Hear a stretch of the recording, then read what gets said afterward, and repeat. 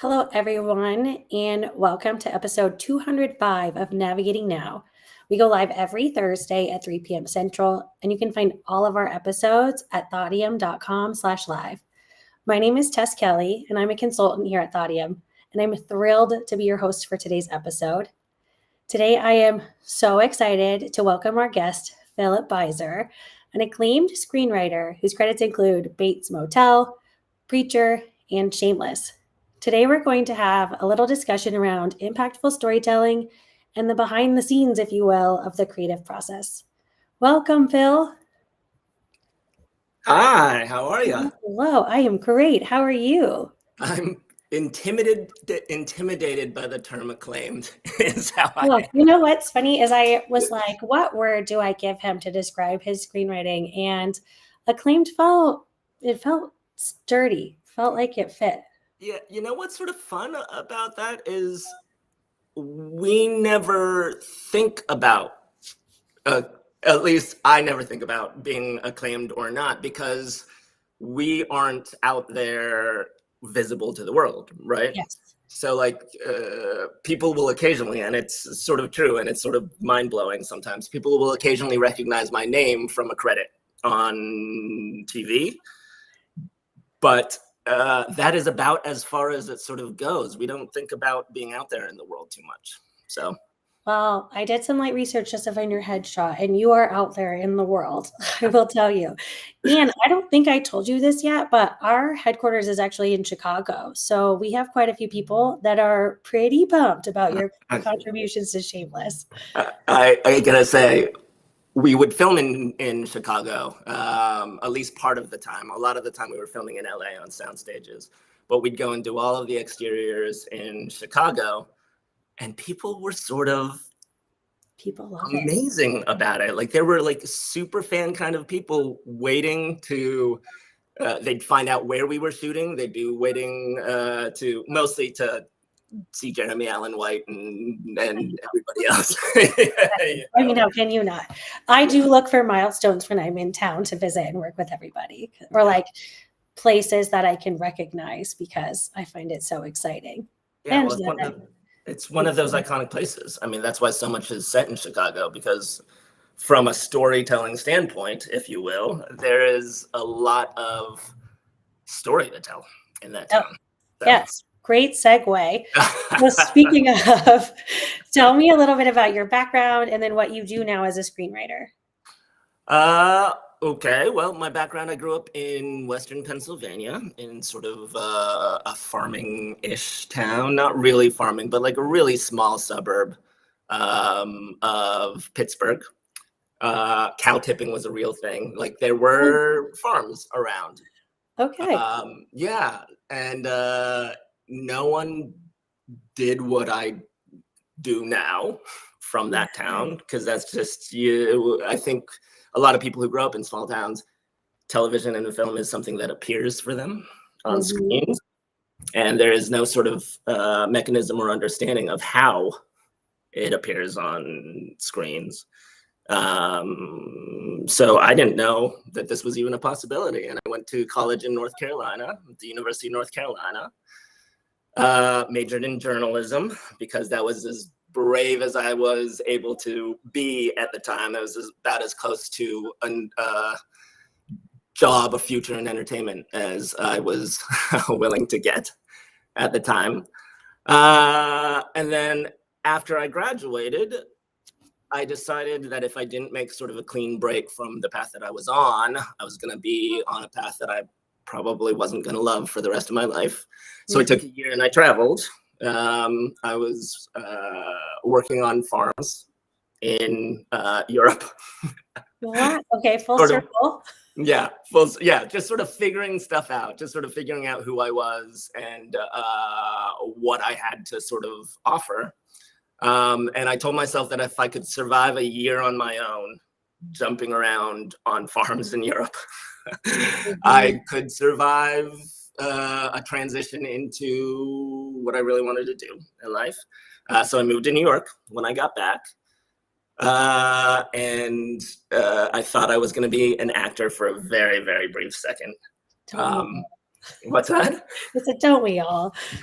I think yes, but that is, I think, related to what I think Yeah. what we're talking about. I think everybody innately feels like they have a story to tell and Mhm. want a medium to tell it. And I think when you grow up watching people telling stories on a screen, there is something that says to you, I want to do that. Absolutely. Yeah. And the the fact that I realized very quickly I couldn't do it in that way Mhm. is sort of the reason I'm a writer now. I actually never wanted to be a writer. I always wanted to be a director. I still want to be a director. But I sort of fell into the writing almost by accident. We can tell that story at some point if you want, but I ended up getting repped and getting my first film job about a month after somebody read a script of mine, and then it was sort of Wow. gangbusters from there. It sort of went crazy. So was your process learning the story writing, like just learning a storyline and creating a storyline, was it a lot of self-taught, trial and error? How did you go about at least like discovering your formula for creating a story? Yeah, it was a lot of uh, trial and error Mhm. and watching.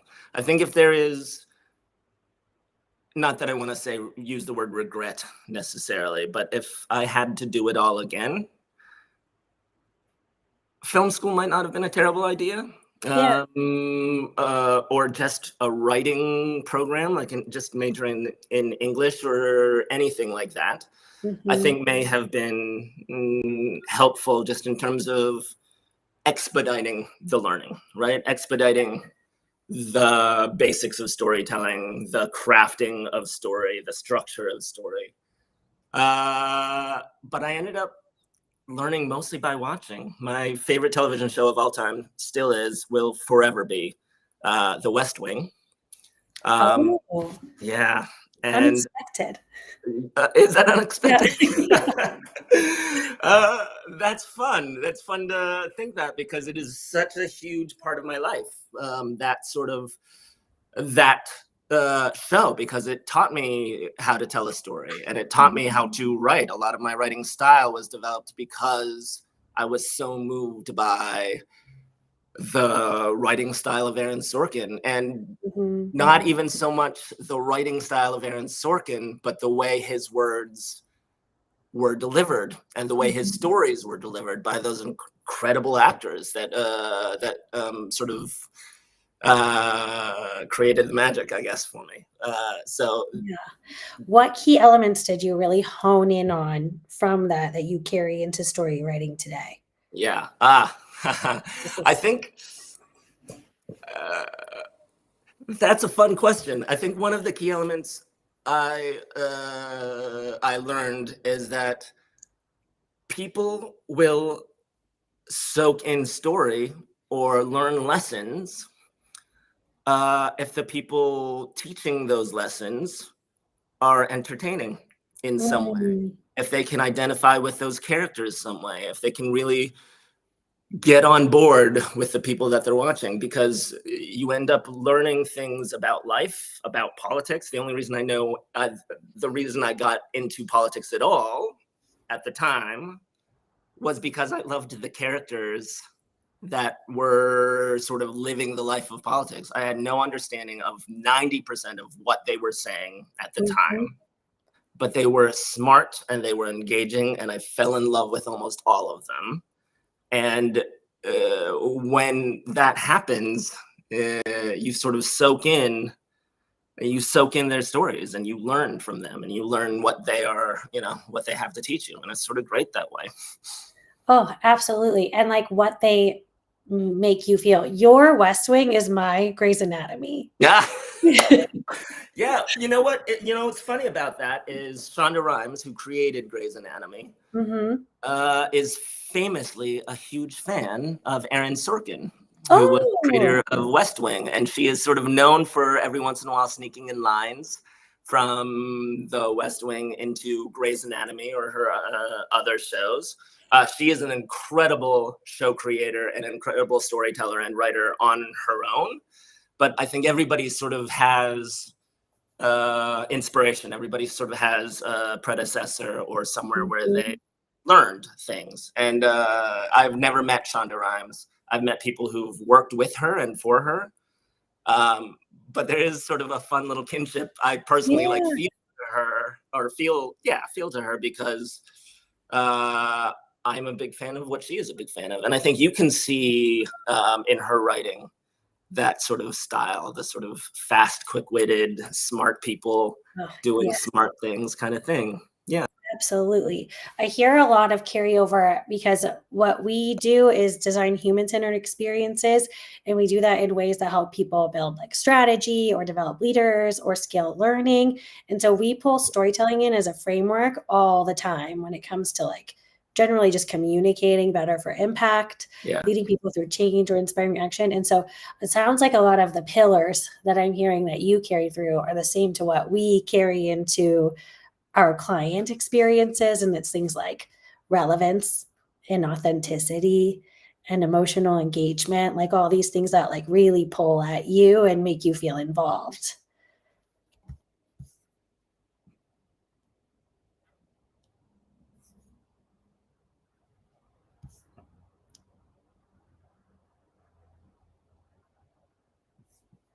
We might have lost connection.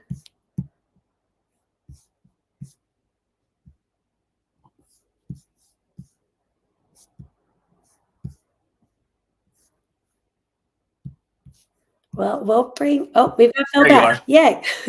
We'll bring you back if we can. I was just saying like how this ties in so well to a lot of what we do at Thaudium, and a lot of the pillars it sounds like that you carry through in story writing elements are the same to what we carry into our client experience, like authenticity, emotional engagement, relevance, things like that.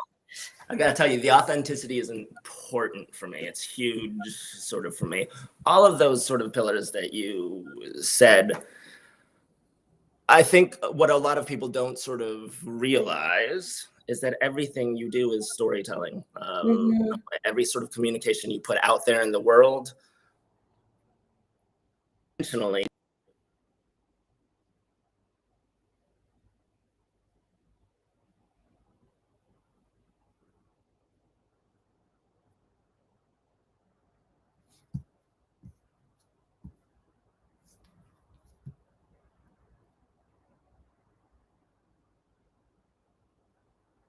We'll give Phil a minute to come back on.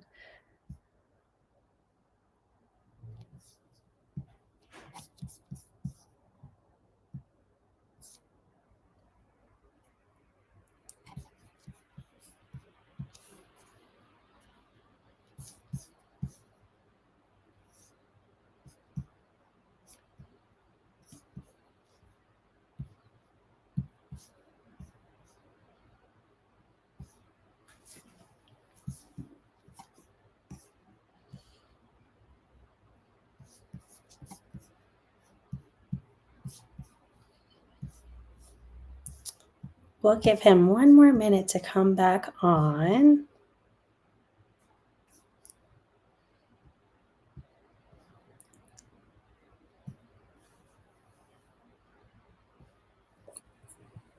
Well, we're back. Yeah. Great. Yeah. I have so many more questions I want to ask, so you can't leave yet. I will try my best not to. I think the authenticity, I think, is super important of all of those sort of pillars that you mentioned, because I think people can tell when you're lying. I think we've all sort of experienced it when we're watching TV, when we're watching film. If an actor hasn't found the truth in what they are saying, and it doesn't have to be a literal truth. It most often is an emotional truth, or some sort of truth in the world, an understanding that makes it feel real, that makes it authentic. I think I can tell when actors are lying. I think I can tell when writers are lying. I think I can tell when brands are lying to me. I think I can tell when the people advertising to me are pandering. or when there isn't sort of an authenticity or a genuineness to what they're trying to put out there. And I think that turns people off fast, is when they can sort of tell that the authenticity isn't there. Absolutely. This is so funny because it came up for me the other day at home. My 7-year-old was watching a commercial and he goes, it seems like everybody just says they're the best version of whatever they're saying they have. And I was like, yeah. Yeah, listen. That is it. And he's able to pick up on the inauthenticity or like the stretches right away. I know your son, and I've Yes. always thought your son is a genius. I don't know. But what's sort of fun about that, and we sort of have talked about this a little bit, is the listening. People pay attention, people take things in. And when you listen, when you take things in, when you take in other people's stories and whether they're lying to you or not, that sort of adds to your story. That sort of adds to everything that you have to say, everything that you've sort of lived through, everything that you have to put out there. Kids are amazing that way. That's why kids universally love stories, right? That's why every kid loves a bedtime story. Every kid loves a scary story. Every kid loves to be read to. Because it's storytelling is a way for everybody to understand the world, to understand something new about the world. And when you're a kid and you understand almost nothing, you learn by soaking in the stories. And we always learn by soaking in the stories until the day we die. We learn about the world through the stories that we sort of hear and live. So. Oh, I love it. Okay, I want to make a little hard shift right now because I'm so curious. I know I've told you this so many times, but the creative process. So we have this I'm lucky to be a part of this amazing collaborative team of creative people, but coming into a design session with a group definitely has this moment where you can be like, oh, this could be intimidating, or this might be stressful, or I don't know how they're going to feel about my ideas. And so it kicks in a little bit of a stress mode for some. And I'm wondering, when you're in a writer's room, I guess set me up on a writer's room. What's going on for you in there? And then what kind of mindsets do you tap into so that it's the most collaborative, or you guys can get the best possible outcome? Writers' rooms are really an incredibly different experience from show to show and from room to room and from composition. The way TV works quite frequently is there is what you call a writer's room. There's a head writer who very often created the show and is sort of an executive producer of the show, or was brought in to sort of run the show, right? Run the writer's room. And then there's sort of a hierarchy of senior writers and lower level writers and mid-level writers who are all sort of brought in. And their job is to sit around a table for hours and hours every day. And between anywhere from 5 of them to 10, 12, between that sort of group of people, to come together to tell one cohesive story. So a lot of perspectives. Yeah. One space. It's a lot of perspectives. It's a lot of backgrounds. It's a lot of opinions. And the sort of job is to have an opinion, have a story to tell, and also respect and be able to add to the stories of everybody else in the room. It's a very different mindset than, say, film writing, right? Because film writing, you are alone in a room by yourself, bashing your head off of the table. Creativity comes hoping that the words come to you, right? In a writer's room, it is a lot of give and take. And different writers' rooms operate differently. Some writers' rooms, depending on the combination of writers in there, get really political. A lot of writers, for example, if if they're competitive, for example, and Mm. it's not about telling the best story, it's about getting their ideas up there, right? Yeah. To a show, and competitiveness, insecurity, all of those kinds of things Mhm. really sort of make for a toxic and sort of unenjoyable workplace. And story suffers. I really do think story sort of suffers. And I've been in rooms where everybody loves everybody and everybody just has a great, amazing time. Shameless was that kind of room. You could tell.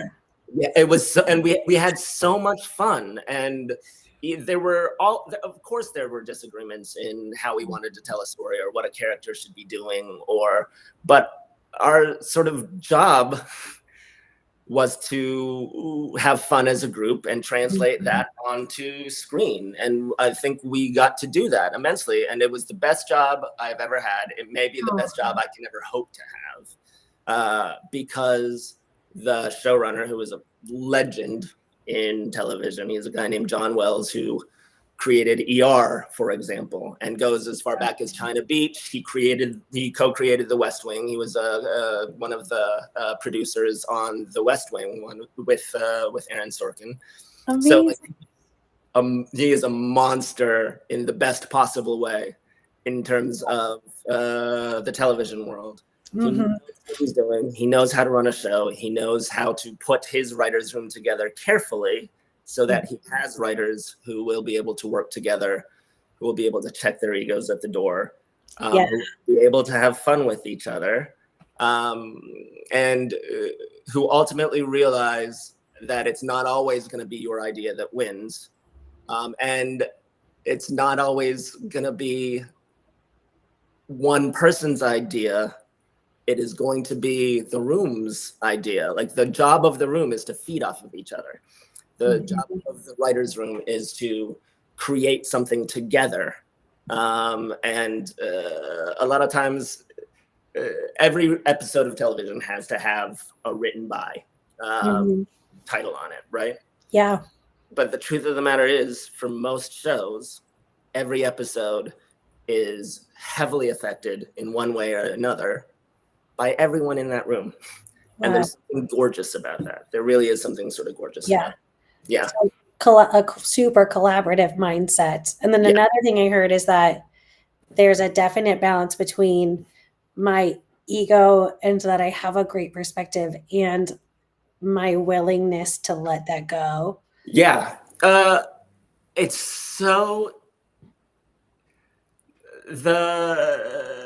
you have to have a confidence in a writer's room. You have to have a confidence in life, really, to know that your contributions are important, that your ideas are important, that the story you want to tell is important, and important enough to put out there in the world, important enough to be heard. And if you're in a writer's room and you're not contributing, you're not doing the job. If you're in a writer's room and you are too scared, then you're not really of use to anybody. So there has to be a balance of, yes, I have something to say here. I have something to say, and I'm going to speak up and say it. There has to be the respect of, I'm not going to trample over anybody else. I'm not going to shoot down other people's ideas in a disrespectful way. And there has to be this sort of understanding that the idea that you love so much might not be the idea that ends up on the show. It might not even be the best idea in the end of it. Right? But you have to put your stuff out there. You have to put your stories out there, or else the room suffers and the collective story suffers. Yeah, we call that on my team public before perfect. Nice. Yeah, and it's such an empowering phrase because it does. it does allow people to build. And if you're not going to be public before perfect, then you don't give anybody anything to react to and to build on. At Yeah. least, if anything, if it's messy, there's a foundation. Yeah. Well, and that's the thing. So much of storytelling, so much of life is building on what is already there, and to sort of contribute in a positive way to improve things, to improve story, to improve life, to improve the world, right? It's about, and you see it in the world as it operates today, right? If it's not about contributing positively, it's just chaos, and it's just pain and hurt and name calling and all of the it works against what I think we all at the end of the day really want for humanity and for ourselves, right? Yeah. So Another thing I picked up on that I think kind of ties in with that is that the team dynamic is really important. And sometimes that needs to come from like the top down, like the show yeah. really Yes. needs to set the tone that Yeah. we're in a collaborative space. And so is that another thing that you find to be like key in making these rooms the most productive?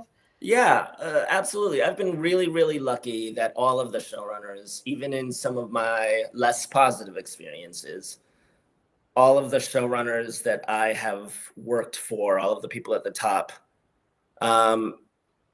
have set a really great tone for the environment. Now, whether that tone was maintained or accepted by the rest of the writers was a different question, but very largely, if the person running the show fosters a safe environment, an environment where everyone feels valued, and an environment of order and not chaos, that goes a really long way. The first showrunners I ever worked for were a guy named Carlton Hughes, who used to run Lost, and a woman named Carrie Aaron, who for the first couple of seasons ran the morning show. But back then she was running Bates Motel with Carlton, and it was, I believe she had been around for a long time and had written on incredible shows, but I think that was the first show that she had ever run. Wow. And I learned about taking care of the other writers in your room from her. I learned about, about making people feel valued and sort of empowering them to do that. And I learned about, from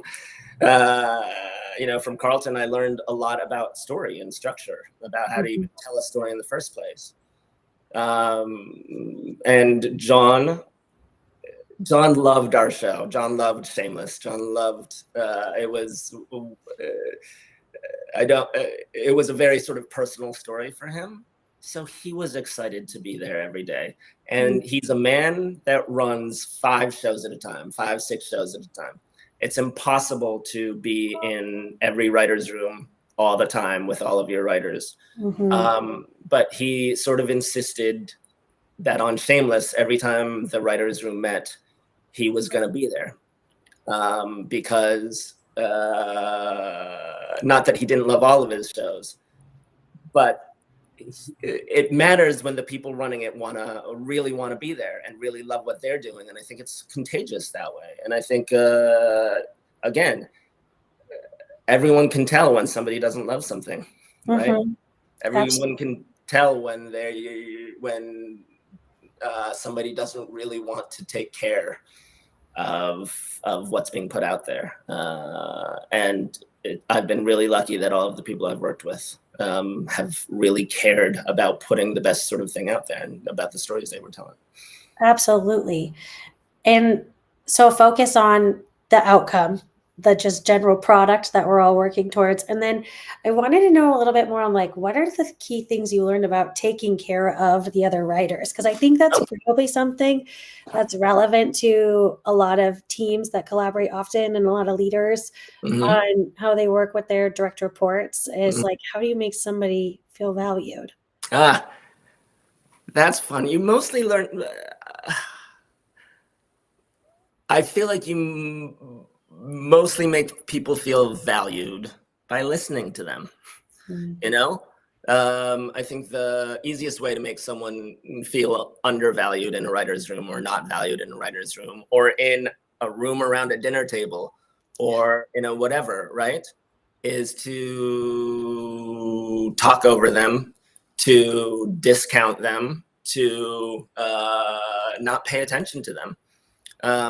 And I think the most generous thing and the most helpful thing you can do to anybody is to sort of listen and to sort of realize and understand. We talked about this a little bit too at some point, that the listening and the taking in is as crucial to you as the putting out there, right? Mhm. You are shaped by everything you take in, everything you hear, everything you see, everything, whatever. So it's important to take it all in, because that enriches what you put out there. Absolutely. And when you take somebody else in, they want to take you in as well. Like, they want to listen to you, they want to pay attention to you, they want to help you, they want to collaborate with you. So I think the best thing you can do to take care of any writer or anybody, period, is to listen to them so that they can feel valued. So I have like 5 key takeaways from what you just said, and I'm not sure which one to hang on to for the next question. Oh, okay. Yeah, like effective listening is such a big thing we focus on. And mhm, as like in a leadership position, being an effective listener is like one of the best ways to like build trust and build mhm, up your team. So you're speaking directly to a lot of what we do and like a lot of what we um, kind of like preach. And I would like to say this team really walks the talk. So a lot of what my leaders demonstrate to me at work. And so that one, I'm just going to give you like a big, like, I agree. But yeah, then I want to circle back to this thought around absorbing the world around you, because I think we've touched on that quite a few times. yeah, And this has been really present for me. So when it comes to a creative process, I often need to like maybe get the context, but then go for a walk or like let mhm, it sit and hum in the background when I'm on a drive or mhm, something like that. So talk to me a little bit about where you find presence mhm. in your creative process when it comes to like maybe a creative block or an opportunity to take in more. Creative blocks suck. They suck so badly. Um, yeah. Uh, the there are times when it just won't come to you. There are times when what you were trying to focus on is just sort of kicking you in very painful places, and just won't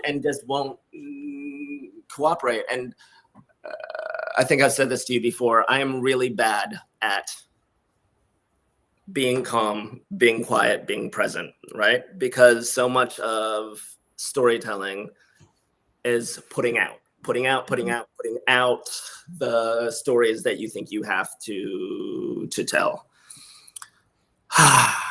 And that can be really, really draining of the wells of the emotion of the whatever. So yeah, taking a walk is great. Music is great. All of those things are sort of great to me. Spending time with other people Mm. and trying to not focus on my story all the time is incredibly helpful. And that runs contrary to a big part of me. And it Yeah. runs contrary to, I think, a lot of writers, of what a lot of writers are, because a lot of writers, their instinct is sometimes to not be social. Their instinct is Mm. to sort of, a lot of people who have incredible stories to tell have them because of the pain that they've experienced, because of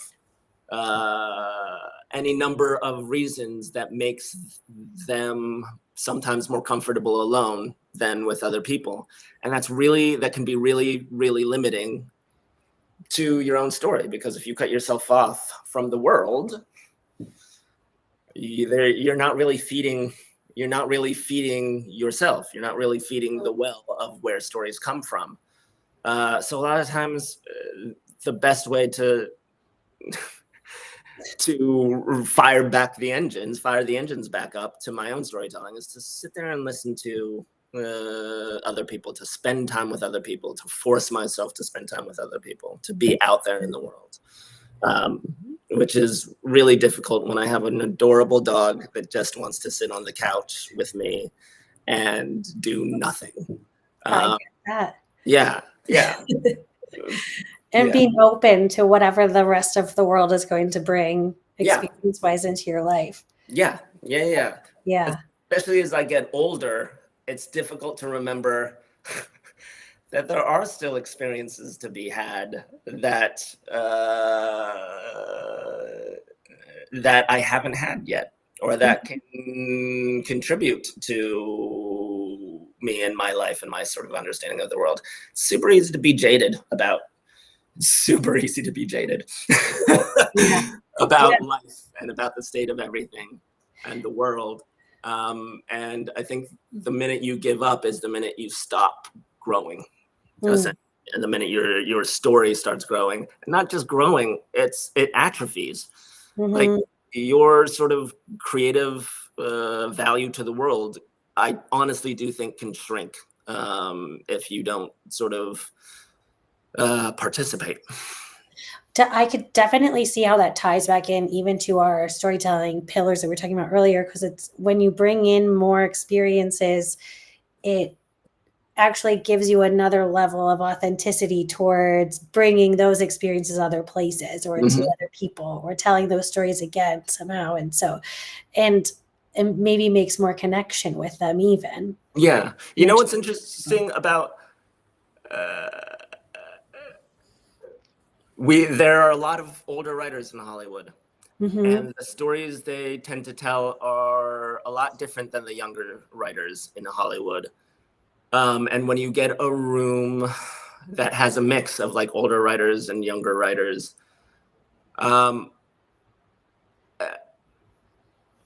older writers tend to add a lot of depth to the storytelling because they've just seen so much, right? They've seen a lot. They've experienced a lot. The younger writers tend to add the excitement because they are still learning. They are still growing, as are we sort of all. But there are things that they don't understand about the world, and but what they do understand a lot about is the present, right? About because they are constantly learning and shaping the world as it is, where we, the older writers and writers even older. I wonder where you fell on that in those categories. I'm somewhere in the middle. I am definitely somewhere in the middle. I have a lot to learn about life and about storytelling still, but I have crossed that point where I know who all the cool people are. Like I don't know who, I don't know who all the new pop stars are. I don't know the cool songs. I do not understand the language that some people speak anymore. But there is a real sort of fun and excitement for me in being around people who do know. And they can sort of anchor our storytelling in what the present world is and what the present moment is, where the older writers can sort of anchor our storytelling in what life is, and what humanity and a collective human experience sort of are. So there is something lovely about a writer's room, getting a group of people of different ages and different backgrounds and different everything. A good sort of anchoring of a story. We just keep coming full circle because we tap right back into like harnessing diverse perspectives. And I could talk about this all day long, but I have already used a lot of your time. So I want to give you like a final hard hitting question. Okay. Well, if you could give one piece of advice to somebody who maybe doesn't identify as somebody that's creative or as a storyteller, but wants to be able to create an impact on somebody else through storytelling or on their team through storytelling, what would it be?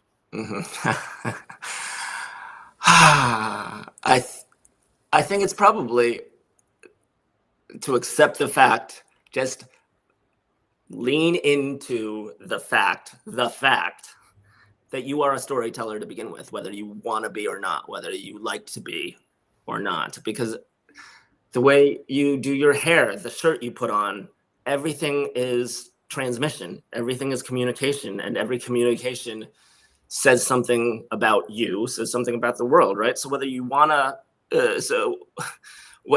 to create or not, whether you know that you're creating or not, you are a creative individual by virtue of the fact that you are alive and breathing on this earth, right? And I think the hardest thing for creators and for people just generally speaking is to realize that they do have value, that they do have something to contribute in the first place. So my sort of advice to anyone who doesn't feel like they're creative is suck it up, because you are, whether you want to be or not.